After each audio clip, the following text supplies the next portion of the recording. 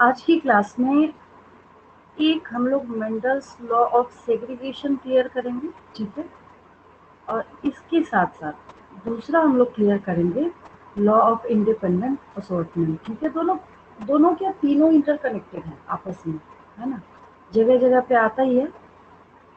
तो पहले जो मैंने आपको पिछली क्लास में थोड़ा सा इंट्रोडक्शन दिया था उसके बारे में मैं बता देती हूँ आपको। कई बार मैंने बना रखा है, बता भी रखा है, तो दिक्कत नहीं आती है इसमें समझने में, ठीक है। अगर यहाँ पे मेल गेमेट है, ये फीमेल गेमेट है, ठीक है। तो सबसे बेस्ट है किसी भी चीज़ को समझने के लिए कि आपको क्या करना है, ह्यूमन का एग्जांपल ले लेना है। किसका एग्जांपल लेना है? ह्यूमन का एग्जांपल ले लेना है, ठीक है। ह्यूमंस के केस में हम लोगों को पता है कि male gamete that is sperm and female gamete is ovum, ठीक है। इसके पास क्रोमोसोम का नंबर 23 है, इसके पास भी क्रोमोसोम का नंबर क्या है? 23 है। लेकिन क्वेश्चन ये अराइज होता है, क्या ये 23 पहले से ही इसकी बॉडी में फॉर्म था? नहीं। तो यही रीज़न है कि इसके पहले हमेशा बच्चों को बोला जाता है कि आपको chapter 3 that is human reproduction जो चैप्टर है वो क्लियर होना चाहिए। इसके पहले भी पढ़ाया जाता है, नहीं तो ऐसा भी तो हो सकता था कि हम इसके बाद उस चैप्टर को पढ़ सकते थे। लेकिन हमेशा वो जो चैप्टर है उसको आप इसके पहले पढ़ते हैं, ठीक है। तो ये भी एक रीज़न है कि ये जिस प्रोसेस के थ्रू बना है यहाँ पे दैट इज गैमेटोजेनेसिस। क्या है ये? गैमेटोजेनेसिस है। और गैमेटोजेनेसिस होने के पहले ये तो हो गया, ठीक है, यहाँ तक तो कोई दिक्कत नहीं है। लेकिन थोड़ा सा अगर हम लोग इसके मतलब इस बनने के पास्ट में जाके अगर हम लोग देखते हैं, ठीक है, तो ऑब्वियस है कि ये जो यहाँ पे मेल गेमेट है ये बनना जब स्टार्ट हुआ था, थोड़ा सा मैं आपको यहाँ पे टर्म यूज करूंगी किसका?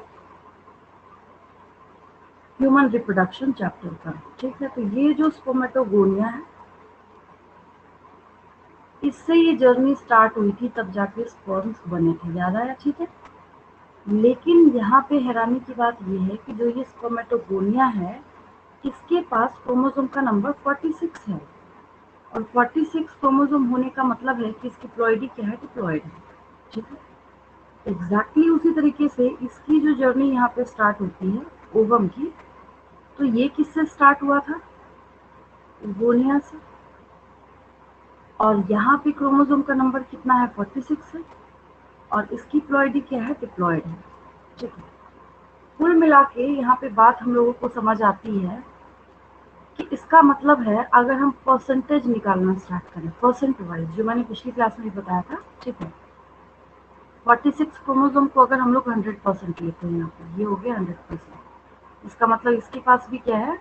100% है। पूरे प्रोसेस के बाद जो ओवम यहाँ पे बनना है, तो ये इसका मतलब कि ये 50% क्रोमोसोम को ओवम को रिसीव करना है, ठीक है। और यहाँ पे 50% क्रोमोसोम को स्पर्म को रिसीव करना है, ठीक है। अब क्रिस्टल क्लियर हो गया? ये बार बार बार बार बार बार रिपीट होता रहता है जितने भी चैप्टर्स आपने करे हैं, ठीक है। ह्यूमन रिप्रोडक्शन में भी आया, फिर मैंने एक्सप्लेनेशन जब करना स्टार्ट किया था रिप्रोडक्टिव हेल्थ में भी आया, यहाँ भी आ रहा है, आगे भी बहुत सारे चैप्टर्स में इसको इंक्लूड किया जाएगा, ठीक है। अब थोड़ा सा हम लोग क्या करते हैं, अभी तक हमने क्या किया? एक परसेंट वाइज देखा, दूसरी चीज क्रोमोसोम के नंबर के अकॉर्डिंग देखा, तो ये भी हाफ हो गया। एक तीसरी चीज भी तो है इसके अंदर, ये है कि अगर हम इसको इस चैप्टर के लेवल पे लेके चले, मतलब principles of inheritance and variation के लेवल पे अगर हम लेके चलते हैं, ठीक है, तो अगर इस क्रोमोसोम के एक पोजीशन पे 2 अलील्स हैं, कितने हैं? 2 अलील्स हैं, तो इसके पास भी होंगे, फीमेल के पास भी 2 अलील्स होंगे, विदाउट एनी डाउट, है ना। तो इसका ये मतलब है कि गेमेट फॉर्मेशन के टाइम में जो 50% जाना है तो एक जाएगा यहाँ पे, और यहाँ भी जो गेमेट फॉर्मेशन के टाइम में जाना है तो एक अलील जाएगा यहाँ पे, ठीक है। जिसको रिप्रेजेंट करने का तरीका क्या है, कैसे रिप्रेजेंट कर सकते हैं आप लोग? यहाँ पे ऐसे, ठीक है। तो थोड़ा सा ये भी बोला जाता है कि ये जो आप यहाँ पे सेग्रीगेशन और इंडिपेंडेंट असॉर्टमेंट जो आप पढ़ रहे हैं, ठीक है, कहीं ना कहीं पे इंटरकनेक्टेड भी हैं, दोनों का आपस में कनेक्शन भी है, ठीक है। जैसे एज फॉर एग्जाम्पल यहाँ पे अगर हम दूसरा केस लेते हैं, दूसरा केस का मतलब हेटेरोजाइगस, ठीक है। तो इस बॉक्स ने इस चीज की गारंटी दी है कि मेरे पास एक अलील जो है, इसमें मेल फीमेल नहीं लिखा है तो हम लोग मार्क कर लेते हैं, इधर मान लीजिए मेल लिखते हैं, यहाँ पे फीमेल, ठीक है। तो यहाँ पे गारंटी प्रोवाइड करता है मेरे पास एक अलील फादर साइड से और एक अलील मदर साइड से, इस बॉक्स में भी एक फादर साइड से एक मदर साइड से, इसमें भी इसमें भी, ठीक है। बट इसको जब आप देखना स्टार्ट करते हैं और यहाँ जब फिट करते हैं आप लोग कहाँ पे, सेग्रीगेशन पे, तो ये तो समझने की बात थी, ठीक है। अभी अभी जो मैंने ये रफ पेज दिया आपको, रफ भी बोल सकते हैं, अगर आप इसको समझने के लिए नोट करना चाहते हैं तो नोट भी कर सकते हैं, पिछली क्लास में भी किया होगा आपने, वैसे कोई दिक्कत नहीं है, आपके दिमाग में प्रिंटेड है ऑलरेडी। हमने यहाँ पे 2 चैप्टर्स को इंटीग्रेट किया है एक साथ, ठीक है। तो इसमें से स्टेटमेंट निकाल रहे हैं हम लोग, ध्यान दीजिएगा, बस इतने में से, कुछ नहीं करना है, क्या करना है, बस इतने में से हम लोग यहाँ पे स्टेटमेंट निकालने का काम कर रहे हैं। देखिए कैसे समझना है आपको।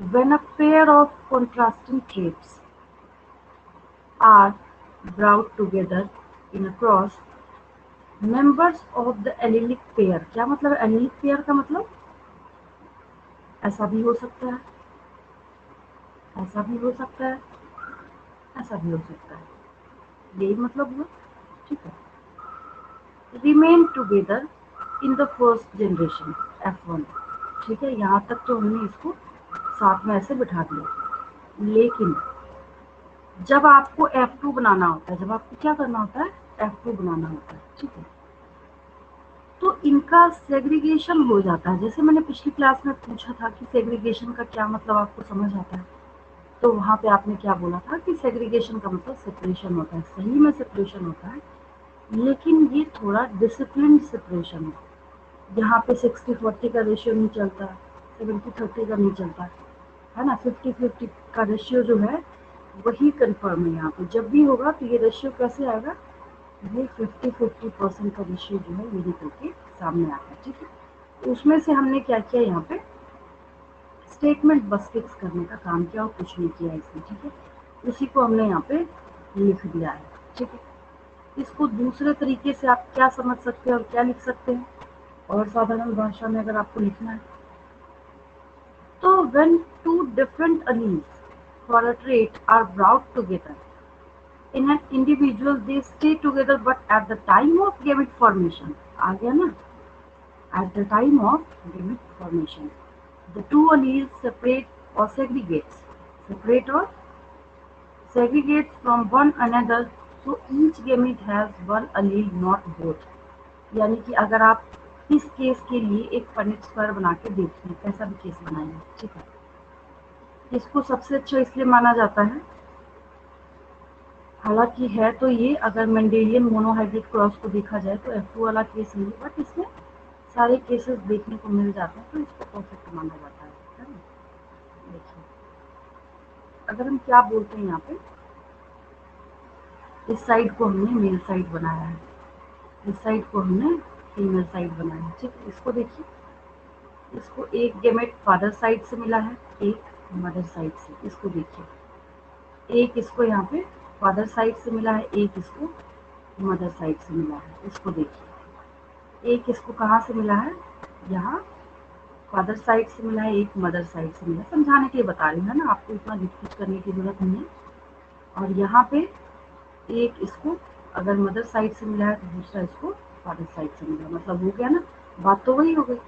लेकिन गेमेट फॉर्मेशन के टाइम में यहाँ पे श्योरिटी देनी पड़ती है कि क्या है, एक ही अलील जो है, जैसे यहाँ पे हमने 2 बनाया था, इसमें से एक जाएगा। जैसे अगर ये कैपिटल T स्मॉल t थे तो बाद में क्या होता है, सब सेपरेट हो जाते हैं, तभी तो जो नेक्स्ट जनरेशन के प्रोजेनीज बनते हैं, ठीक है। क्या मतलब है, अगर ये 23 क्रोमोसोम वाला स्पर्म इस 23 क्रोमोसोम वाले ओवम के साथ फ्यूज करता है तो एक स्ट्रक्चर बनता है, दैट इज जाइगोट। इसको हटाती हूँ यहाँ से तो आपको और क्लियर हो जाएगा जो मैंने प्रीवियस क्लास में भी आपको समझाया था, है ना। चलिए इसको हटाइए यहाँ से। तो इनकी फ्यूजन के बाद जो स्ट्रक्चर बनता है दैट इज जाइगोट। इसने क्या किया है, 46 क्रोमोसोम को कैरी करने का काम किया है। क्या मतलब है इसका?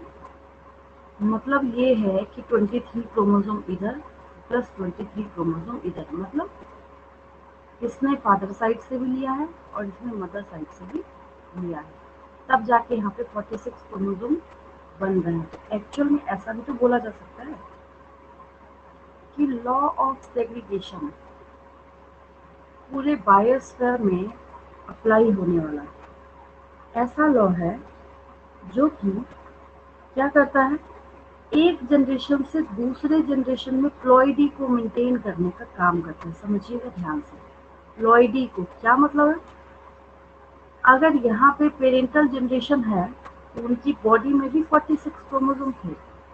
अगर नेक्स्ट जनरेशन यहाँ पे मान लीजिए हम लोग सपोज कर रहे हैं कि यहाँ पे ये सेकेंड जनरेशन है, या इसी को फर्स्ट मानते हैं इसी को सेकेंड मानते हैं, तो इसके पास क्या है, 46 क्रोमोसोम है। इसके बाद के जो जनरेशन फॉर्म होंगे उसमें भी क्या होगा, 46 क्रोमोसोम होगा, है ना। तो ये एक रफ पेज था जिससे आपको यहाँ पे क्या क्लियर होता है कि आपको कैसे कैसे स्टेटमेंट जो है वो एग्जाम में लिखना है, ठीक है। और यहाँ पे इसके अंदर 2 चैप्टर्स इंटीग्रेटेड है, एक ह्यूमन रिप्रोडक्शन भी है और दूसरा आपका principles of inheritance and variation भी है। दोनों अलग नहीं है एक दूसरे से, है ना। आगे बढ़ते हैं हम लोग, आगे देखते हैं। तो और सिंपल अगर हम लोग करते हैं इसको, आप अगर एग्जामिनेशन पर्पस के लिए और सिंपल करना चाहते हैं तो फर्स्ट पेज में जो मैंने आपको बताया अभी या समझाया, ठीक है, तो एक चीज नोटिस कीजिए, इस पूरे पेज में यहाँ से यहाँ तक कहीं पे भी ना मैंने प्लॉइडी का जिक्र नहीं किया। किया क्या, डिप्लॉयड डिप्लॉयड नहीं किया है मैंने, ठीक है। लेकिन अगर हम इसको और सिंप्लीफाई करना चाहते हैं तो हम ऐसा बोल सकते हैं कि The law of segregation states that, क्या स्टेटमेंट देता है ये, each individual that is a diploid, मतलब जिसके पास 2 sets of chromosome हैं, ठीक है, has a pair of alleles। जैसे वो कहावत बोलते हैं ना आप लोग, ना रहेगा बांस में बजेगी बांसुरी, है ना।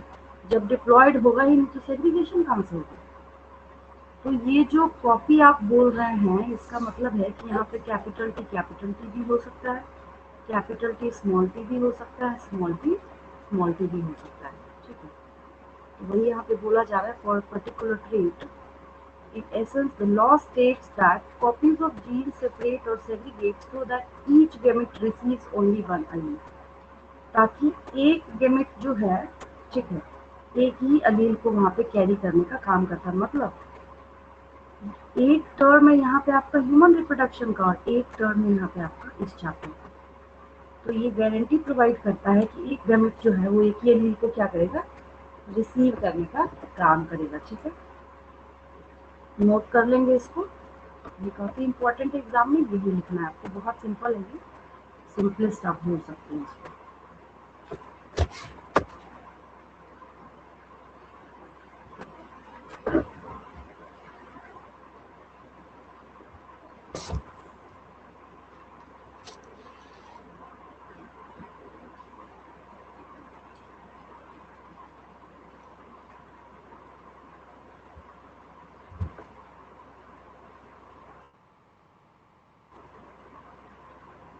चलिए आगे बढ़ते हैं, ये हो गया होगा नोट आपसे। देखिए अब यहाँ पे अभी अभी जो मैंने आपको समझाया, दूसरा एक तरीका क्या है कि आपको क्या करना है, पनेट स्क्वायर के थ्रू इसको रिप्रेजेंट कर देना। ये तो जरूरी है, कोई सा भी बनाएंगे, ये तो इजीएस्ट तरीका है लॉ ऑफ सेग्रीगेशन को बनाने का, बताने का, समझाने का, एक्सप्रेस करने का, है ना। तो इसको आप कैसे लिख सकते हैं, now when completing a Punnett square, ये क्या है, ये जो एक्सप्रेशन है दैट इज पनेट स्क्वायर, ठीक है। V model this law of segregation every time, यानी कि हम क्या कर रहे थे तब से क्लास तक, अगर हमने 1000 टाइम्स इस पनेट स्क्वायर को बनाया है तो इसका मतलब हम बाय डिफॉल्ट ऑटोमेटिकली हम क्या कर रहे थे, हम बना रहे थे लॉ ऑफ सेग्रीगेशन, बट हमें पता नहीं था कि हम लॉ ऑफ सेग्रीगेशन बना रहे हैं, वो ऑटोमेटिकली एवरी टाइम बन रहा था, ठीक है। When you split the genotype letters, क्या मतलब है, कैपिटल टी स्मॉल टी को स्प्लिट करके देखिए, हो गया फ्लो ऑफ सेग्रीगेशन, ठीक है। The genotype letters and put one above each column and one in front of each row. You have segregated the alleles for a specific trait.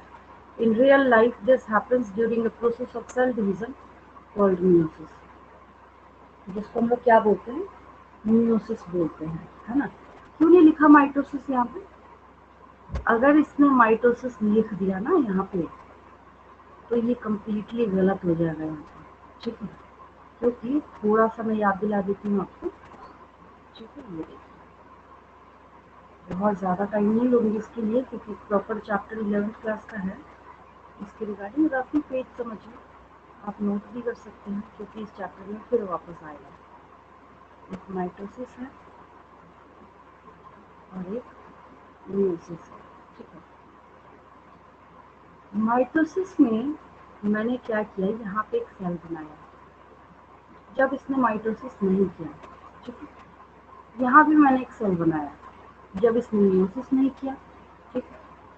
इसके पास chromosome का number कितना है, 46 है। इसके पास क्रोमोसोम का number कितना है, 46 है, ठीक है। माइटोसिस जब होगा तो ये इक्वल नंबर ऑफ क्रोमोसोम वाले सेल्स को प्रोवाइड करके देगा, गारंटी देता है, ठीक है।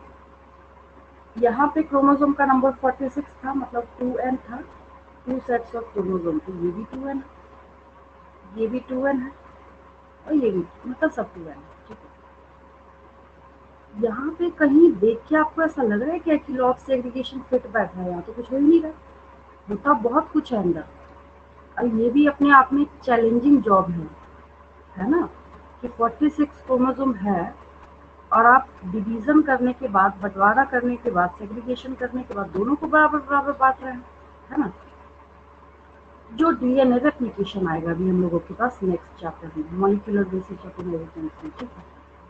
तो ये जो यहाँ पे 46 मेंटेन करके रख रहा है, इसके पीछे इतनी सारी स्टोरी हिडन है, जिसको आप लिखना, सोचना, समझना स्टार्ट करें तो 1 ईयर भी कम है उसमें, है ना।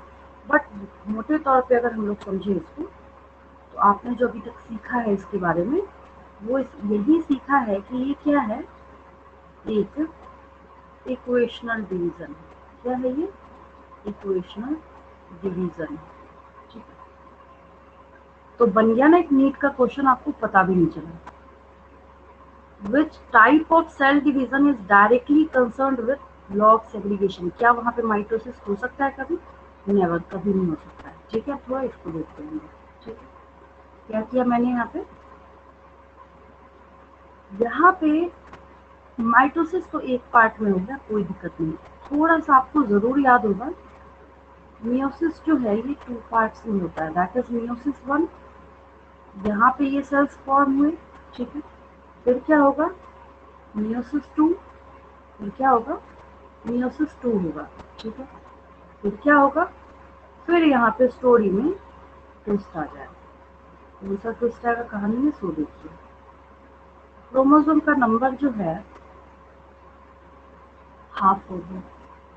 यहाँ पे 46 क्रोमोसोम जो हैं कैसे हैं, ये पेयर में डिप्लॉयड है, और यहाँ पे ये हैप्लॉयड है, ये भी हैप्लॉयड है, ये भी हैप्लॉयड है, ये भी हैप्लॉयड है। तो क्या हम लोग कभी भी लॉ ऑफ सेग्रीगेशन में इस माइटोसिस को लिख सकते हैं क्या? नेवर, कभी नहीं लिख सकते, है ना। कैसे होगा, फिट ही नहीं हो सकता, कभी बैठ ही नहीं सकता। अब थोड़ा सा आपके पास एग्जाम आइडिया जो आता है ना, उसमें क्वेश्चन है। ये क्वेश्चन अगर मैं बोलूँ आपको तो चैप्टर 1 का भी है, रिप्रोडक्शन इन ऑर्गेनिजम्स का भी है, चैप्टर 2 का भी है, मतलब ह्यूमन रिप्रोडक्शन का भी। क्वेश्चन क्या है, Why is gametogenesis referred equivalent to meiosis? अब इसको अगर हम लोग थोड़ा सा क्या करते हैं, कहाँ ले जाके पेस्ट कर देते हैं। अगर हम लोग इसको रिप्रोडक्शन चैप्टर में ले जाके पेस्ट कर देते हैं, तो ऐसे देखिए क्या होता है। कि ये जो 2n था और 2n को जो n बनाने का काम कर रहा था दैट इज गेमेटोजेनेसिस, और यहाँ पे भी जो इस 2n को n बनाने का काम कर रहा है दैट इज गेमेटोजेनेसिस। तो because meiosis is the mode of cell division which is responsible for formation of gametes, so gametogenesis referred equivalent to meiosis। ये आंसर वहाँ पे बच्चों को लिखना होता है, 1 नंबर का क्वेश्चन है, 1 मार्क क्वेश्चन है, किसी भी चैप्टर में पूछा जा सकता है। अब जैसे रिप्रोडक्शन इन ऑर्गेनिज्म चैप्टर जो है अभी फिलहाल आपके सिलेबस से रिड्यूस है, लेकिन आपसे एग्जाम में क्वेश्चन पूछ लिया गया है, जो भी मैंने आपको क्वेश्चन बोला, तो आप ऐसा तो नहीं बोलेंगे अच्छा हमसे तो बोला था रिप्रोडक्शन इन ऑर्गेनिज्म से नहीं पूछा जाएगा, फिर भी एक क्वेश्चन पूछ लिया, क्योंकि वो क्वेश्चन क्या है, फर्स्ट चैप्टर को भी कोरिलेट करता है, थर्ड को भी करता है, समझा जाए तो उसको भी करता है ना। आगे देखिए,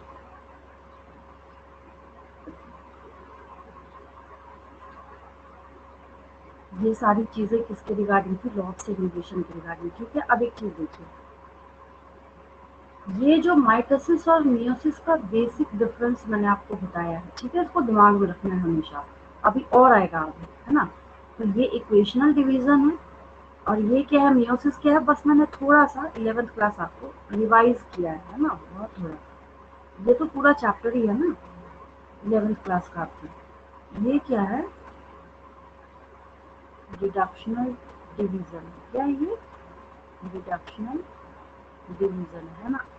इसके बाद फुल लाइफ के लिए आपके पास लॉ ऑफ सेग्रीगेशन जो है वो क्रिस्टल क्लियर हो गया। कभी इसमें से एक भी क्वेश्चन अगर आपसे मिस हो जाए, फिर आप वहाँ पे बोलिएगा कि हमने क्लास करी थी, समझा था, रिवाइज किया था, नोट किया था, खुद से नोट किया था, लेकिन एक क्वेश्चन हमारे से मिस हो गया। ऐसा कभी नहीं हो सकता, सारे क्वेश्चंस आप देखिए, मैंने कोई एंगल ही नहीं छोड़ा। ये देखिए, जहाँ पे सेल डिवीजन में जाना था वहाँ भी मैं लेके गई आपको। कहाँ चले गए आप, यहाँ पे chapter 10 of class 11 that is cell cycle and cell division. ठीक है, फिर उसके बाद एक रफ पेज जो मैंने आपको दिया था, इसमें मैं ह्यूमन रिप्रोडक्शन जो है उसकी एक्सप्लेनेशन भी लेके आई, ताकि आपको और अच्छे से समझ आए। ये स्पर्मेटोगोनिया, oogonia, जिसकी प्लॉइडी अक्सर पूछी जाती है, तो बच्चे हैप्लॉइड लिख के आते हैं एग्जाम में, जबकि क्या है ये डिप्लॉइड है ना। तो जितना एंगल मेरे से बनता था लॉ ऑफ सेग्रीगेशन को क्लियर करने के लिए है तो यही कि हाँ भाई, 2 डिफरेंट टाइप ऑफ अलील हो, सिंगल टाइप ऑफ अलील हो, कैसे भी हो, ठीक है, बस डिप्लॉइड होना चाहिए। तो सेग्रीगेशन के बाद वो गारंटी देता है कि जो हर एक गेमीट है, ठीक है, वो एक अलील को यहाँ पे कैरी करने का काम करेगा, है तो इतना ही बस। ठीक है, तो बाकी जितने क्वेश्चंस आगे इसके बनेंगे, मिलेंगे आपको, सब बिल्कुल क्रिस्टल क्लियर होगा और आपको कहीं पे भी दिक्कत नहीं आएगी इसके बीच। अब आया ये लॉ ऑफ इंडिपेंडेंट असॉर्टमेंट। ठीक है, ये देखिए, जैसे अभी अभी स्टेटमेंट लिखने के पहले आपने पहले उसको एनालाइज किया, देखा पहले क्या है। ठीक है, वैसे ही यहाँ पे क्या लिखा है उस पर मत जाइए, ये तो खुद से आप लिख सकते हैं, जैसे आपने पहले सीखा यहाँ पे भी आप कर सकते हैं। एक्चुअल में लॉ ऑफ सेग्रीगेशन थोड़ा सा या ज्यादा, जैसे आप समझें, ठीक है, यहाँ पे जरूर इन्वॉल्व है। कैसे, थोड़ा सा स्टेटमेंट देखिए यहाँ पे, पेयर्स सेग्रीगेट इंडिपेंडेंटली, क्या मतलब है इसका। इसको समझने का सबसे अच्छा तरीका ये है, आप किसी भी डायहेब्रिड क्रॉस को उठा लीजिए, किसी भी, जरूरी नहीं है कि आपको जो एनसीईआरटी का दिया गया है उसी को आप देखिए, किसी को भी देख सकते हैं। बहुत सारी बुक्स में बहुत सारे आपके पास अवेलेबल हैं ये पनेट स्क्वायर, कैसे डायहेब्रिड क्रॉस, है ना, किसी को भी देखिए आप। क्या मतलब है बोलने का कि जब यहाँ पे ये कैपिटल आर फॉर्म हुआ, ठीक है, तो इसके सेग्रीगेशन ने इसको डिस्टर्ब नहीं किया। ये तो हालांकि एक जैसा था, तो आप बोलेंगे यहाँ तो हमें कुछ क्लियर ही नहीं हो रहा, यहाँ तो हमें समझ ही नहीं आ रहा, है ना। इसको उठाते हैं, बाहर लिख देती हूँ, स्मॉल आर कैपिटल वाई, ठीक है। क्या दिख रहा है यहाँ पे आपको, इसको ध्यान से एनालाइज कीजिए, है ना। आपको यहाँ पे दिखेगा ये रेसेसिव है, स्मॉल आर क्या है, रेसेसिव ट्रेट है। ये राउंड नहीं है, ये रिंकल्ड है। क्या है ये, रिंकल्ड है, ठीक है। और ये क्या है, येलो है। क्या रिंकल्ड ने येलो को बोला, इसको बोला देखो भाई ऐसा है, मैं रेसेसिव ट्रेट हूँ तो तुम भी ना रेसेसिव ही बन जाओ यहाँ पे। ये बोलेगा भाई मुझे क्या मतलब है तुम्हारे से, तुमको अपने आप को जो एक्सप्रेस करना है, जैसे अपने आप को रिप्रेजेंट करना है तुम करो। तो कितनी हैरानी की बात है कि एक टेबल हम बना रहे हैं, हम एक पनेट स्क्वायर बना रहे हैं, हम एक डाइहाइड्रेट क्रॉस बना रहे हैं। क्या है ये, डाइहाइड्रेट क्रॉस। मतलब दूसरी भाषा में अगर हम लोग बोलें तो हम लोग यहाँ पे इनहेरिटेंस और टू जीन्स को रिप्रेजेंट करने का काम कर रहा है। आप बोलेंगे अभी भी समझ नहीं आया, तो और मतलब समझ लीजिए। अगर ये क्रोमोसोम है और इसको आप सेपरेट करके, सपोज कीजिए ये जीन 1 है और ये जीन 2 है, ठीक है। आप क्या करना चाहते हैं, इसको ऐसे सेपरेट करना चाहते हैं, ठीक है। तो इसको स्प्लिट होने के बाद एक अलील यहाँ बैठा और एक अलील यहाँ बैठा, यही तो बोला ना, है ना। एक अलील यहाँ बैठा, एक अलील यहाँ बैठा। तो लिखना क्या है इसमें, इंडिपेंडेंट असॉर्टमेंट में, तो यहाँ से लिख सकते हैं segregation, expression or representation of one pair of allele is completely independent of representation of segregation of जो भी होना है यहाँ पे of another allele, ठीक है। तो अगर यहाँ पे हम लोग इस केस को बिठाते हैं, जैसे ये वाला केस मैंने बोला, यहाँ पे स्मॉल आर है और दूसरे वाले पे क्या है, कैपिटल वाई है। तो ये तो फर्स्ट जीन का है, ये सेकेंड जीन का है, मतलब अलील्स है ये, है ना। Alleles are the alternative forms of gene, ठीक है। तो ये जो है ये कभी भी इंटरफेयर नहीं करेगा एक दूसरे को, बस इतनी सी बात है, बहुत सिंपल सी इतनी छोटी सी बात है ना। ये आपका इंडिपेंडेंट असॉर्टमेंट हो गया। इसलिए पूरे वर्ल्ड वाइड जितनी भी बुक्स पढ़ी जाती हैं उसमें इंडिपेंडेंट असॉर्टमेंट को हमेशा डाइहाइब्रिड क्रॉस के बाद समझाया जाता है, हमेशा। कभी आपने ऐसी कोई बुक नहीं देखी होगी, आपको मोनोहाइब्रिड क्रॉस की पढ़ाई कराई है, इनहेरिटेंस ऑफ वन जीन, और वो जबरदस्ती लगा पड़ा है आपको वहाँ पे इंडिपेंडेंट असॉर्टमेंट समझाने में। तो ये तो एक्चुअली जो हम लोगों को शो करता है, ये तो डाइहाइब्रिड क्रॉस का ही टेबल है, यही सबसे अच्छा रिप्रेजेंट करने का काम करता है, ठीक है। जैसे आपने पहले समझा था तो आपको लिखने में दिक्कत नहीं आई, एग्जैक्टली उसी तरीके से जब आप इंडिपेंडेंट असॉर्टमेंट को भी देखना स्टार्ट करेंगे तो उसको भी लिखने में दिक्कत इसलिए नहीं आएगी क्योंकि आपको समझा हुआ है, ठीक है। क्या है यहाँ पे, वही सारी बात है। Whenever two or more pairs of contrasting characters, क्यों लिखा two or more pairs of, क्योंकि हम यहाँ पे इंडिपेंडेंट असॉर्टमेंट शो करना चाहते हैं। एक ही पेयर में कैसे पता चलेगा, मोनोहाइब्रिड क्रॉस में, ठीक है। तो वही बोल रहा है यहाँ पे, whenever two or more pairs of contrasting characters are brought together in a hybrid, the alleles of the different pairs segregate independently of one another during gamete formation। आ गया ना फिर वापस वही घूम फिर से यहाँ पे ह्यूमन रिप्रोडक्शन चैप्टर जो है आपके बिना इनवाइट किए हुए खुद ही इंटीग्रेट हो गए यहाँ पे आपके, है ना। तो ये क्या करता है, इनका जो सेग्रीगेशन होगा वो इंडिपेंडेंटली होगा, दूसरे को डिस्टर्ब नहीं करेगा, कोई रोल नहीं है इसमें, ठीक है। अब थोड़ा बात करते हैं इस इंडिपेंडेंट असॉर्टमेंट की क्राइटेरिया की, ठीक है, क्या है क्या नहीं है, ठीक है। तो इसमें हम लोग क्या सीखना चाहते हैं, तो एक्चुअली हम लोग इंडिपेंडेंट असॉर्टमेंट में ये सीखना चाहते हैं कि how different genes independently separate from one another when reproductive cells develop. जब वो बन रहे होते हैं तो कैसे दोनों एक दूसरे को छेड़छाड़ नहीं करते हैं। ठीक है, बस अब देखिए, जैसे लॉ ऑफ डोमिनेंस मेंडल साहब ने दिया था, तो पी प्लांट के ऊपर कॉन्ट्रास्टिंग फीचर के ऊपर सारा वर्क किनका था? मेंडल साहब का ही था। ठीक है, तो इसको भी सबसे पहले ऑब्जर्व करने का काम किन्होंने किया था? मेंडल ने ही किया था। Independent assortment of genes and their corresponding traits was first observed by Gregor Mendel in 1865 during his studies of genetics in pea plants। ठीक है, और इसकी पढ़ाई करते करते इन्होंने थोड़ा और दिमाग लगाना स्टार्ट किया, तो लॉ ऑफ डोमिनेंस भी निकला, इंडिपेंडेंट असॉर्टमेंट भी निकला, सेग्रीगेशन भी निकला, सारी चीजें निकली। ठीक, फिर मेंडल आगे जाके और थोड़े एडवांस एक्सपेरिमेंट्स करने लगे। तो क्या किया इन्होंने? Mendel was performing dihybrid process. क्या पढ़ रहे हैं हम लोग?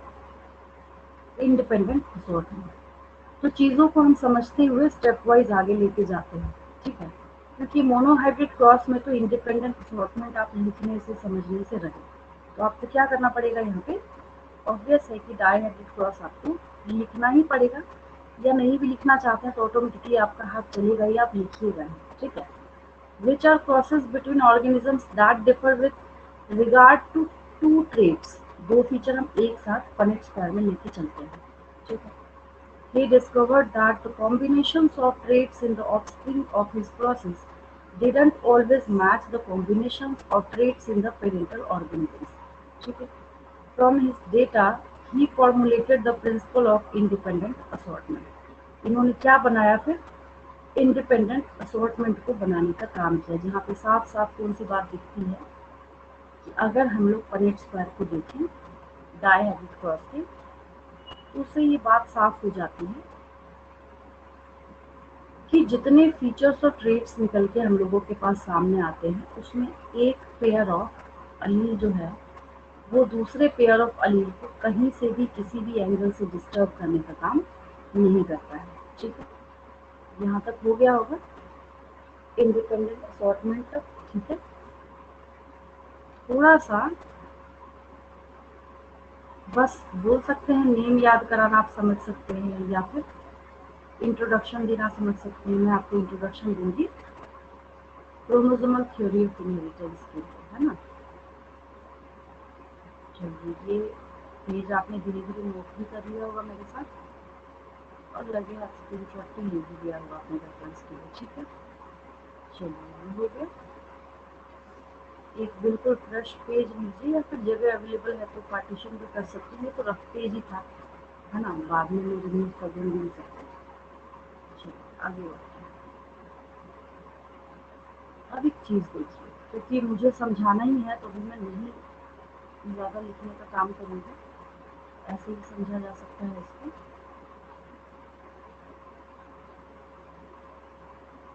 हमेशा हर जगह पे आपको क्या परेशान करेगा?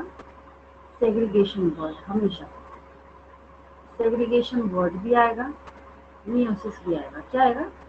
मियोसिस भी आएगा, दोनों चीज़ें आएंगी। दोनों ही चीज़ें क्या हैं? हर जगह हैं। आगे देखते हैं इसको।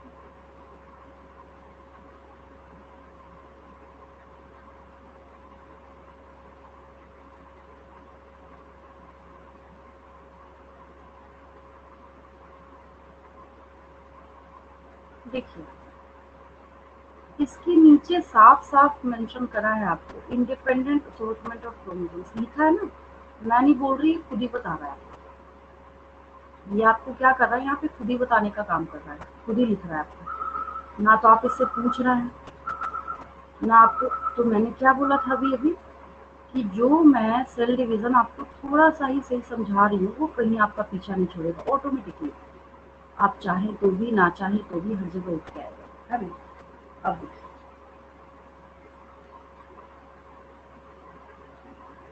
अब अगर आपके दिमाग में क्वेश्चन अराइज होता है एनाफेज कहाँ से आया, तो कुछ नहीं है, जो आपने सब फेजेस पढ़े थे सेल डिवीजन के 11th क्लास में, एक बार रिकॉल करा देती हूँ मैं। That is prophase, metaphase, anaphase and telophase ठीक है। तो अगर आप रिकॉल करना चाहते हैं तो याद है आपको प्रोफेज में आपने क्या पढ़ा था?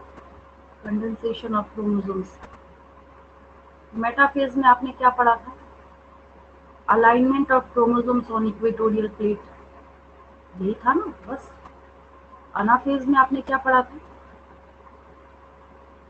अनाफेज में आपने पढ़ा था यहाँ पे, अब यहाँ जो ये इक्वेटोरियल प्लेट पे बैठे हुए थे, अब यहाँ से बेचारे मूव करना स्टार्ट करते हैं टुवर्ड्स द पोल। यही था ना। देखिए कितने शॉर्ट में मैंने आपको रिकॉल करा दिया पूरा, है ना।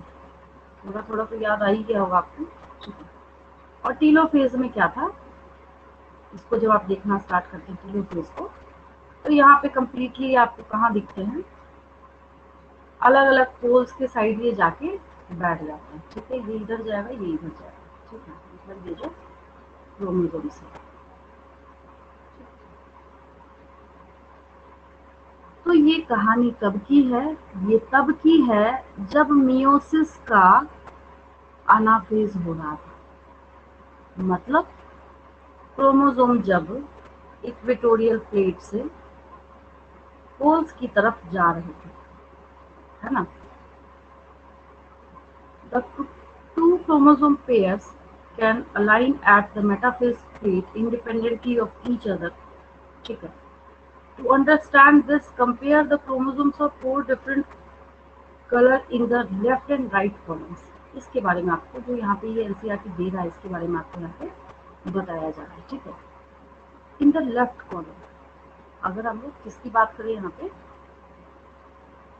लेफ्ट तो अभी यही है फिलहाल हम लोगों के लिए, है ना। हम कोई ऐसा तो नहीं कि हम लोग हार्ट या कोई और सिस्टम पढ़ रहे हैं कि लेफ्ट को राइट, मतलब जो बनाते हैं हम लोग, है ना, जैसे हार्ट आप बनाते थे ऐसे बनाते थे ना। तो हम लोगों के अगर डायरेक्शन के अकॉर्डिंग देखें तो ये क्या है, अगर आप अपने हैंड के अकॉर्डिंग देखें तब तो ये लेफ्ट है, बट ये लेफ्ट नहीं होता है क्योंकि हम फ्रंट व्यू पढ़ते हैं। तो आप इसको राइट समझते हैं, है ना, और इसको लेफ्ट, इसको राइट, इसको लेफ्ट। तो ये मेरा बोलने का मतलब है। यहाँ पे ऐसा नहीं कि लेफ्ट बोला तो हम इसको देखेंगे, यही लेफ्ट है, जो आपके हाथ के साइड है, लेफ्ट हैंड साइड है, वही लेफ्ट है, कुछ और लेफ्ट नहीं है। ठीक है। तो दोनों में आपको पॉसिबिलिटीज दिखाई गई है, बहुत ध्यान से समझिएगा, कुछ नहीं है इसमें, क्योंकि अभी अभी आपने समझा है इंडिपेंडेंट असॉर्टमेंट। ठीक है। इन द लेफ्ट कॉलम आपको एक टाइप की पॉसिबिलिटी यहाँ पे शो करी जा रही है, orange and green is segregating together. ये ऑरेंज है और ये ग्रीन है। ठीक है। सेग्रीगेशन जब इनका हुआ, इतना अच्छा सेग्रीगेशन हो रहा है कि यहाँ पे आप जब इनको सेपरेट करना चाहते, सीधा स्टोरी को बिल्कुल क्रिस्टल क्लियर करने के लिए फटाफट यहाँ से उठ के आइए और ये इधर देखिए, जर्म सेल एक यहाँ आया, सेग्रीगेट हो गया। ये दूसरा वाला है ना, ये यहाँ आया, सेग्रीगेट हो गया। येलो वाला यहाँ पे ये आया, सेग्रीगेट हो गया। ये आया यहाँ पे, ये भी सेग्रीगेट हो गया। सबसे अच्छा जर्म सेल सीधा आपको देखना है। ठीक है। But in the right hand column, possibility 2, that is the orange chromosome is segregating with the red chromosome. ठीक, यहाँ पे ये ऑरेंज क्रोमोसोम जो है, तो ये किसके साथ सेग्रीगेट हो रहा है, ये सेग्रीगेट हो रहा है रेड, मतलब आप ऑरेंज को यहाँ पे ग्रीन के साथ सेग्रीगेट कर रहे हैं, तो यहाँ पे किसके साथ कर रहे हैं, रेड के साथ कर रहे हैं। किसके साथ कर रहे हैं, इसको आप रेड के साथ कर रहे हैं। ये देखिए फर्स्ट केस, मतलब अगर आप इसको उठा के देखिए, ये आया, सेकेंड वाले को उठा के देखिए, ये आया, इसको उठा के देखिए, ये आया, इसको उठा के देखिए, ये आया। ठीक है। अब हो क्या रहा है यहाँ पे वन लॉन्ग ऑरेंज, पॉसिबिलिटी 1, मतलब इसकी बात कर रहे हैं हम लोग। ठीक है। वन लॉन्ग ऑरेंज मतलब ये वाला, and short green chromosome and long yellow and short red chromosome, इसकी बात करी जा रही है, yellow and short red chromosome at the same pole, ये कहाँ है, एक ही पोल पे। ठीक, पॉसिबिलिटी 2 में क्या है, पॉसिबिलिटी 2 में, ये तो मैंने पूरा ही कवर कर दिया यहाँ पे। हाँ, पॉसिबिलिटी 2 में क्या दिख रहा है आपको, जो दिख रहा है वही लिखा गया, कुछ नहीं नया है इसमें। ठीक है, यहाँ पे आपको क्या नजर आ रहा है, वन लॉन्ग ऑरेंज, ये रहा, ये देखिए ना, ये एंड शॉर्ट रेड, ये नीचे वाला क्रोमोसोम एंड, दूसरा केस कौन सा है यहाँ पे, मतलब केस का भी केस अगर बोला जाए, long yellow and short green, ये दोनों यहाँ पे क्या जा रहे हैं, दूसरे पोल पे, मतलब ये सेम पोल पे हैं एक साथ। ठीक है, तो इनका जो यहाँ पे सेग्रीगेशन है वो कहीं से भी दूसरे को डिस्टर्ब नहीं कर रहा है। अगर यहाँ पे ऑरेंज के साथ ग्रीन है तो ये ऑरेंज के साथ ग्रीन का ही कॉम्बिनेशन लेके आएगा, ये नहीं बोलेगा कि भाई ऐसा है, तुम ना यहाँ से रेड वाला मुझे दे दो, मैं ग्रीन वाला अपना तुमको दे देता हूँ। आगे जाके अभी इन सारी चीजों में एक्सेप्शन आने वाला है। एक्सेप्शन आने का क्या मतलब है, जब इस नेचर के नेचुरल फिनोमेना के साथ छेड़छाड़ होगी, और जब क्या आएगा, जब लिंकेज एंड रिकॉम्बिनेशन का फिनोमेना आएगा। वो मैं तब तक नहीं समझा सकती बच्चों को जब तक उन बच्चों को ये इंडिपेंडेंट असॉर्टमेंट क्लियर नहीं होता है। तो ये एक तरीके से मैं आपका बेसिक तैयार कर रही हूँ, एक तरीके से मैं क्या कर रही हूँ, आपका मैं बेसिक तैयार कर रही हूँ, ताकि आगे जाके जब मैं वो केसेस बोलना स्टार्ट करूँ तो आपको उसको समझने में कहीं पे भी कोई दिक्कत नहीं आए। ठीक है, कहीं पे भी आप देखिए अभी क्या होने वाला है, आगे जाके लिंकेज एंड रिकॉम्बिनेशन आने वाला है। मैं नहीं पढ़ रही क्या लिखा है यहाँ पे, मैं एक बहुत साधारण सी बात आपको बता रही हूँ। इसमें आपको ये बात पढ़ाई जाएगी इस पैरा में कि अब जाके मेंडल साहब को यहाँ पे गलत किया जाएगा, और जो रेशियो हम लोगों ने 9331 का निकाला था ना डाइहेड्रल क्रॉस में, अब वो रेशियो यहाँ से डेविएट होगा। लेकिन समझने वाली बात ये है कि ये सब कुछ बताने के पहले इसको समझाने का क्या मतलब है। अगर आपको ये समझ नहीं आया तो आगे जाके आपको ये बात भी समझ नहीं आएगी कि लिंकेज एंड रिकॉम्बिनेशन में कैसे ये सब आपस में अपनी मर्जी चलाना स्टार्ट कर देते हैं, है ना। तो ये चीजें तब क्लियर होंगी जब आपको ये आज की क्लास का ये केस बढ़िया तरीके से क्रिस्टल क्लियर होगा। इससे सारी चीजें क्या होती है वहाँ पे बिल्कुल कंफर्म हो जाती है ना। और ये सब किसका ड्रामा चल रहा है पता है आपको, क्योंकि क्या पढ़ रहे हैं हम लोग, सेग्रीगेशन, गेमेटोजेनेसिस, जो भी बोल लीजिए। ठीक है, तो क्या चल रहा है यहाँ पे, ऑलवेज मियोसिस। हमने कहीं पे इस principles of inheritance and variation में माइटोसिस देखा है क्या, नहीं देखा है। आपसे कोई पूछेगा क्या हम माइटोसिस देखेंगे इस चैप्टर में, नहीं देखेंगे। क्या मतलब है हम लोगों को, जब हम यहाँ पे ये पढ़ रहे हैं कि अगर एक और रफ वर्क यहाँ पे मैं थोड़ा सा करती हूँ कि अगर ये मेल है और अगर ये क्या है, फीमेल है, ठीक है, और इन दोनों का ये ऑफस्प्रिंग है, ठीक है, तो हमने तो पढ़ाई तो इसकी करनी है ना कि इसका क्या रीजन है कि इसके गुण इसमें आ रहे हैं और इसके भी गुण इसमें आ रहे हैं। पढ़ना तो यही है ना हमको, है ना। तो किसकी वजह से आ रहा है ये आ रहा है सेक्सुअल रिप्रोडक्शन की वजह से। इन दोनों में जो सेक्सुअल रिप्रोडक्शन हो रहा है उसकी वजह से सारी ड्रामेबाजी हो रही है। तो सेक्सुअल रिप्रोडक्शन होने के लिए क्या चाहिए, तो गैमेट्स चाहिए, मेल और फीमेल गैमेट चाहिए।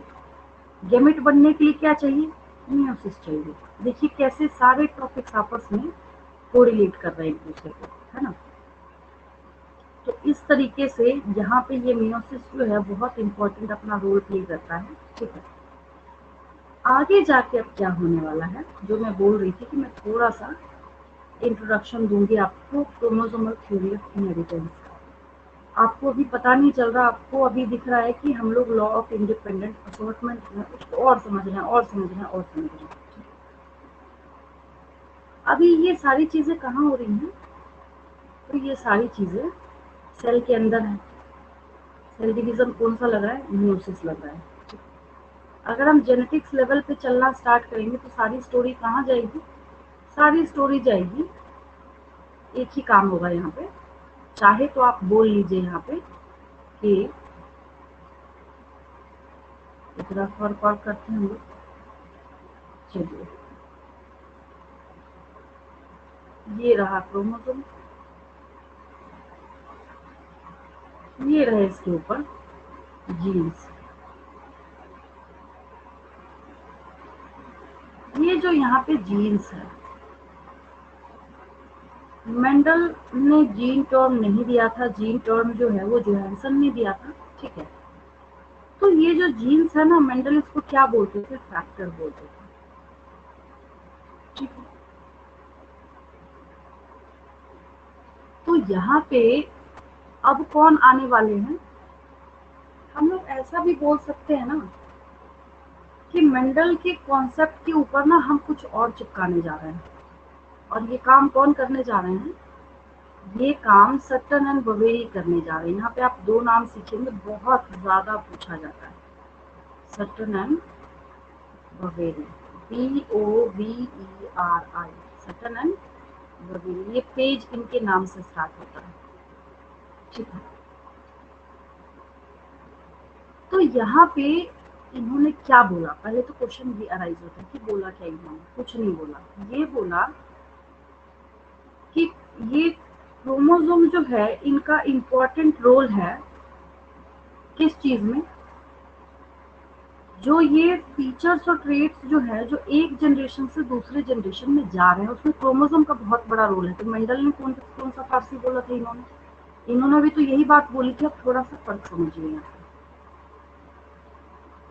मेंडल ने बोला था, ये फैक्टर जो जिक्र करते थे, मतलब जीन्स को बोल रहे थे ये, ठीक है। Genes are responsible for transfer of traits और कैरेक्टर्स और features from one generation to another generation, ठीक है। यही बोला था मेंडल ने, और कोई दिक्कत नहीं है। उनको जीन नहीं आता था तो फैक्टर बोल दिया, बट है तो वही ना। जैसे हम लोग क्या करते हैं, सिनोनिमस टर्म्स लिखना स्टार्ट करते हैं इंग्लिश में, या हिंदी में पर्यायवाची लिखना स्टार्ट करते हैं, मतलब तो वही होता है ना। चाहे ये फैक्टर बोले चाहे जोहानसन जीन बोले, है तो यही है ना। तो सट्टन एंड बवेरी आए और इन्होंने बोला कि pairing and separation of a pair of chromosome would lead to the segregation of a pair of factors they carry. कौन सी नई बात हो गई है भाई? जब हम इस क्रोमोसोम का ऐसे सेपरेशन करेंगे, ठीक है, तो क्रोमोसोम का सेपरेशन जब करेंगे तो ये तो कॉमन सेंस हो गई ना कि इसकी जो अलील्स है वो भी सेग्रीगेट करेंगे, है ना। बस, मतलब जहां जहां पे मेंडल साहब फैक्टर फैक्टर फैक्टर बोल रहे थे, वहां पे इन्होंने क्रोमोसोम चिपका दिया, ऐसा समझ सकते हैं। अगर एग्जाम में कभी भूलने की नौबत आई, हमेशा याद रखना है, मेंडल का जो कॉन्सेप्ट फैक्टर्स को लेके था, जीन को लेके था, अलील को लेके था, वहां पे सटन एंड बवेरी ने एक क्रोमोसोम वहां पे लगा दिया, और क्रोमोसोम के नाम पे अपना ये क्रेडिट लेके चले गए। ये बोल रहे हैं यहाँ पे कि क्रोमोसोमल जो सेग्रीगेशन है इसका भी बहुत बड़ा रोल है, किसमें? तो अलील्स के सेग्रीगेशन में। तो पता ही है, ये नहीं भी बोलते तो पता थी ये बात हम लोगों को, है ना। हाँ, नेक्स्ट क्लास में मैं आपको सिखाऊंगी, अभी तो बस ये इंट्रोडक्शन मात्र था क्रोमोसोमल थ्योरी ऑफ इनहेरिटेंस का, ठीक है।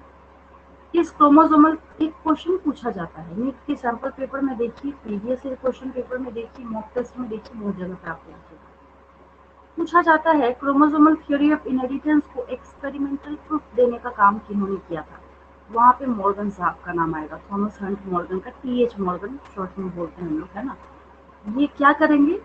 ये क्रोमोसोमल थ्योरी ऑफ इनहेरिटेंस को अपना सपोर्ट देंगे। कैसे सपोर्ट देंगे, कैसे प्रूफ करेंगे? ये बोलेंगे लो मैं एक्सपेरिमेंट करके दिखाता हूँ, है ना। तो मैंने कुछ नहीं लिखा, जब से मैंने ये chromosomal theory of inheritance start करा है, ताकि पहले आपका बेसिक तैयार हो जाए, फिर मैं नेक्स्ट क्लास में इसको और डिटेल करना स्टार्ट करूँगी, ठीक है। अब बहुत ज़्यादा सेगमेंट नहीं बचा हुआ है, बट टाइम इसलिए आपका जाएगा क्योंकि जो मेंडेलियन और क्रोमोसोमल डिसऑर्डर्स हैं उसको मैं बहुत डिटेल से कराती हूँ, तो वो आपका टाइम लेगा, ठीक है। चलिए, आज की क्लास में कोई डाउट नहीं किसी को? क्लियर है? बिल्कुल क्लियर है।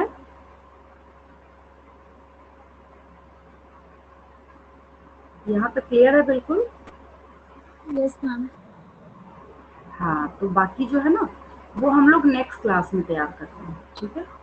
उसको हम लोग मॉर्गन का, अब ये सारी जो चीजें हैं ना ये सब आएंगी, ये सब कुछ जो है यहाँ पे। अब ये देखिए सेल साइकिल का फेज आ गया, G1S छिपा हुआ है उसके बीच में क्या है, वो दूसरा पेज था, मैं लाती हूँ एक मिनट। कभी कभी ये अपने आप काम करना स्टार्ट कर देता है। हाँ, G1 है, G2 है, लेकिन कौन बताए आपको कि G1 और G2 के बीच में S फेज भी तो छुपा हुआ है, जिसने यहाँ पे क्या किया है, क्रोमोसोम देगा तभी तो आप बाइवेलेंट बनाइएगा ना। यहाँ पे G1S G2M, याद आया सेल साइकिल के फेज में। सारी स्टोरी जो है वो आनी आगे जाके, वो आनी है, उसके बिना आप समझ ही नहीं सकते। ठीक है, तो अभी तो बस मैंने इंट्रोडक्शन दिया है, बाकी जो सारी चीजें हैं उसको हम लोग क्या करेंगे नेक्स्ट क्लास में और अच्छे तरीके से उसको फिनिश करेंगे कि कैसे आप बढ़िया बढ़िया बढ़िया और अच्छे तरीके से chromosomal theory of inheritance, Morgan's experiment, और मॉर्गन साहब के एक स्टूडेंट थे अल्फ्रेड स्टर्टवेल, उनका काम, ये सारी चीजें एक दूसरे के साथ इंटरलिंक्ड है। ठीक है, जिसको मैं नेक्स्ट क्लास में आपको कराती हूँ।